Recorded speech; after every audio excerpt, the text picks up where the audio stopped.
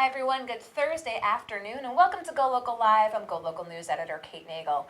Thanks for tuning in with us as we welcome in the chairman of IGT, Bob Vincent. Thank you for joining us today. Thank you very much. Pleasure to be here. I appreciate your coming in just a few blocks over from us here in downtown to talk a little bit about the company, what's currently taking place up at the State House, and more. So before we even begin, let's talk about where the company is now. It's one of those Rhode Island stories. Know it as GTech, now IGT.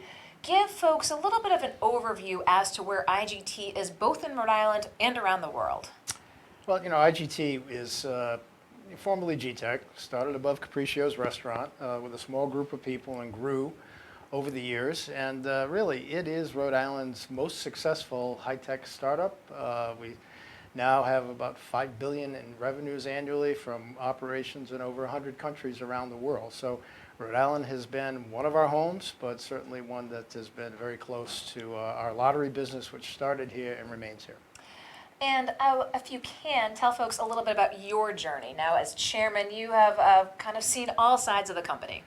I wouldn't have predicted it. Thrilled that it's happened, but you know, grew up in Coventry, public schools, University of Rhode Island, proud grad. But I started with the company about 29 years ago, and my first assignment was the opening of the West Greenwich facility, which is a big step, big milestone in GTech's history because it really came of age and became more of an institution at that point. Okay, so as we're here, end of July, let's talk a little bit about where things stand currently with the state. Request at the end of the assembly session, IGT looking for a 20-year extension with the state. Talk with us a little bit about this, and specifically bidding out. Now, why in your estimation is a no-bid option the best for the state of Rhode Island? Well, let's go back just a bit, if I could. Okay. With 4 years left on our contract, we approached the state and said we'd like to understand what our relationship's going to look like in the future. We have been committed to and obligated and abided by a commitment that we made when the economic development deal was first struck with Governor Carcieri to 1,000 employees in the state of Rhode Island. With all of the mergers and acquisitions, keep in mind GTech was acquired by Lottomatica Group out of Italy. We then merged with IGT in Nevada and took their name in the process. So now we have a headquarters in London. We have numerous headquarters around the United States and around the world. And we, having gone through that mergers and acquisition phase, we're now looking at consolidating, trying to run smarter, run more efficiently. So that drove us to say to the state, we know you have systems coming up that need to be converted. Keep in mind the gaming program in Rhode Island is the third largest source of revenue for the state, both in their gaming machines that operate out at Twin River, as well as their lottery program. We provide major systems for that, and those systems to be converted, if you were going to RFP, would take at least 2 years apiece. You can't do them simultaneously. They have to be done sequentially, otherwise you're going to put at great risk that revenue stream because the systems have some dependencies and the like. So, and it's a major undertaking. I mean, no organization, whether it's the largest lottery in the world or one of the medium-sized ones, it takes a lot of effort to get that done, to get it done right. You know, we don't do big bang transfers anymore. We do big whispers. Nobody should know when you're buying a lottery ticket or playing a machine up at Twin River that there's been a change in the system behind it or change in the way it's monitored. So that's where we started off with the state, and we said, listen, we think we can carve out a very fair economic development agreement. And I call it an economic development agreement because the state is interested in preserving and obligating IGT to preserving those 1,000 jobs for another 20 years. It's a major investment for the company, but we're willing to make the investment, and all we've asked of the state is let's put together an arrangement that we continue our contracts, we invest in them to the tune of about $150 million, we pay them $25 million up front, but we do that with the certainty of a 20-year contract, and the state gets 20 years of guarantee of high-paying jobs. The average job for an IGT worker in Rhode Island is over $100,000 a year. We have a payroll of over $100 million a year, so you can imagine the impact that has on the local economy. All we've said to them is, listen, we understand it has to be fair for the state and fair for IGT. And that's what we're going about doing, and I think we've crafted an agreement that preserves the priorities the state had going into it, making certain that the stream of revenues that they get is uninterrupted and not put at risk. And at the same time, the 1,000 families that we have as part of the IGT family remain here. So let's talk a little bit about maybe the contentious aspect of this. Of course, we've seen Twin River coming out in opposition to this, looking to get sort of a piece of the action as well. Talk with folks, again, they've seen a lot of messaging, a lot of back and forth. Why do you think it's contentious, and what do you think Rhode Islanders should know? Listen, it's a small state, and there's a lot of drama from time to time. We know that. I think you want the people of Rhode Island, the legislature, to focus in on are the merits of the deal. We know that no one's against the 1,000 jobs that we provide here. Everybody's in favor of the jobs.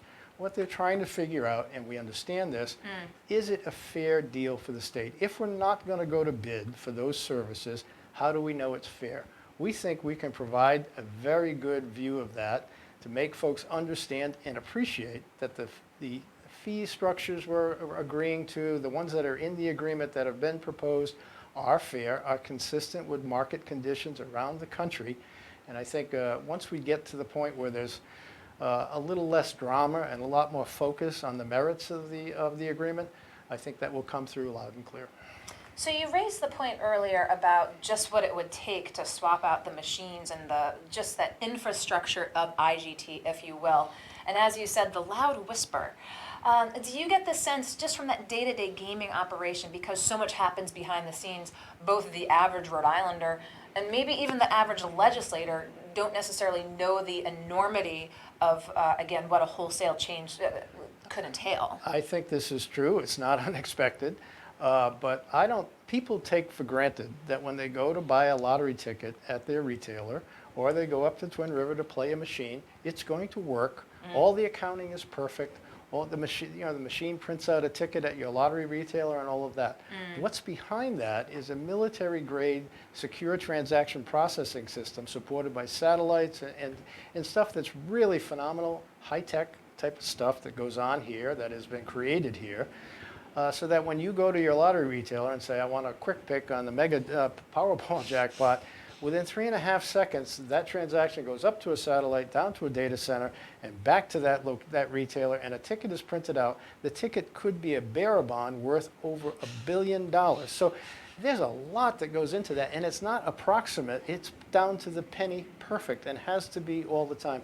That takes a lot. We are rather unique in that. I think, fortunately, IGT, GTech before it, became a market leader in this. About over 80% of the lottery revenues in North America go through IGT systems. And there's a reason for that. The people who provide these services are of the highest quality. They do a fantastic job. And it's helped us to establish this market leadership position. Did I see there's some statistic, the number of financial transactions, credit cards, everything included? Isn't IGT a leader worldwide of transactions per minute, per second? And it makes sense when you think about it. If you take Visa, MasterCard, American Express, all the credit cards combined, they don't process as many transactions as IGT does.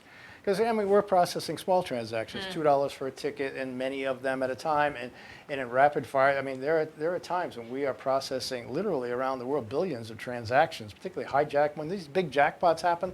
Everybody also takes for granted they can get a ticket, no problem. We'll go and buy a ticket at the retailer when there may be millions of people around the United States buying tickets at the same time. So you have to accommodate that kind of volume, that kind of traffic, and our systems are set up to do that. Let's go back to that jobs number. Now, you mentioned that $100 million payroll, the 1,100 jobs here in Rhode Island. Of course, one of the things that both leaders to the average family wants to focus on here are what employment opportunities are there available, especially for young people. So let's talk about that job spectrum at IGT across the board, college grads, folks starting out in their career. Tell us a little bit about what that landscape looks like. There's a good mixture in that regard. About a third of our folks are more senior technologists or senior business leaders. Very high-valued group of people there that provide really the kinds of things that are very valuable to our business and we want to protect and keep their kind of input is critical to our success. You also have things that are more entry level, like call centers.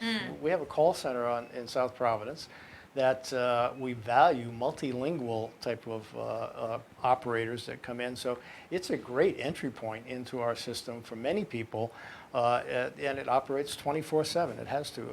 We're talking to retailers, talking to players in some cases, mostly retailers, solving their problems and doing things. And then you have another group of people, and yes, we do make good use of the local universities and colleges, both in a content creation. We do some things with Johnson & Wales, with RISD, and at URI we're very involved. It's a very simple thing.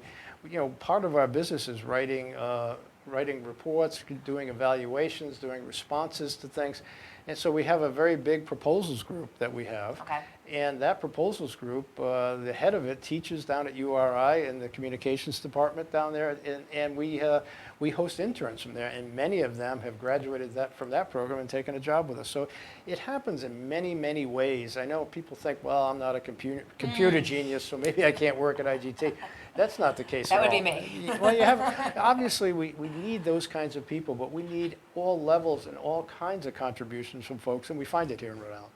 And so let's talk a little bit, again, let's go back to that bottom line. You keep mentioning this, talking about the fair deal. We do see from the Twin River side, they tout their economic impact on the state here. But, let's talk about between the 1,100 jobs and the impact that IGT has here on the state.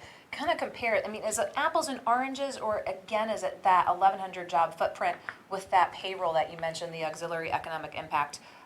Is something that you're looking to get taken into account? Listen, they're great workers out at Twin River. We're partners with them in many ways, and like them. But they're a hospitality business. They host, they're a hospitality host for that program. The lottery operates it. We provide the technology, and they do a nice job with their facilities. But that's what they do. And quite necessarily, those jobs are not at a pay level equal to some of the others that I've described, and certainly not over $100,000 a year on average. Doesn't mean there's anything wrong with those jobs. Very big contributors to the success of the program and driving revenues for the state as well. But I think when you look at it, if we were an unnamed company sitting out there looking for a new headquarters and we said we have 1,000 people making that kind of money with a $100 million payroll that we're willing to locate in Rhode Island, I think there would be quite a reaction to that, quite an embrace. And we're not saying really anything any different here. We're agreeing not just bring people to the state like some companies do and ask for incentives. We're making investments and just saying we'd like the certainty of a 20-year partnership with the state. We're willing to agree to things that we don't agree to in any other jurisdiction in the world, and that's saying that we will guarantee that we have a certain level of employees here. I think that's a very good offer. I think there's a lot in it for the state, and there's a lot in it for IGT, and that's really what good agreements are. There's something fair for both sides.